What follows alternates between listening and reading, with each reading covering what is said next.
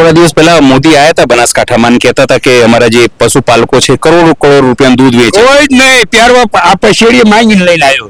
બોલો હવે કઈ કહેશો? પછેડી માંગીને લઈને આવ્યો. ચડી પ્યારવા ચડીએ જો લઈ નો લેતો નકર ચડીએ નહીં રહેવા દે.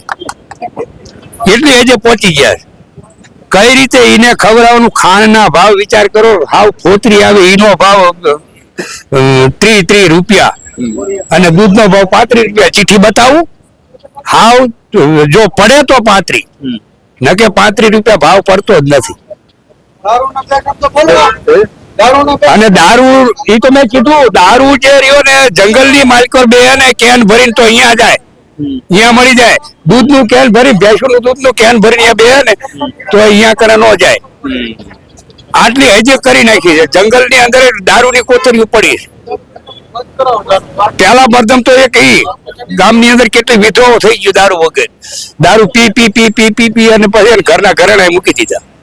હવે પશુપાલકો ભરવાડે બગડી ગયા. પછી ક્યાં વાત છે? પણ આ તો આપણા જે નાના મુખ્યમંત્રી છે હર્ષભાઈ તો એવું કે છે કે દારૂ ક્યાં વેચાય છે? બેન છે હાવ જૂઠું. કોઈ જગ્યાએ કોણ ક્યાં નહીં વેચાતો? લાવો પુરાવા આપી. હાવ જૂઠું બોલું યા હું પૂરેપૂરું જૂઠ જ બોલે છે. સાચું કોઈ જગ્યાએ બોલતા નથી કોઈ. આ તમને ચોખ્ખું કહું.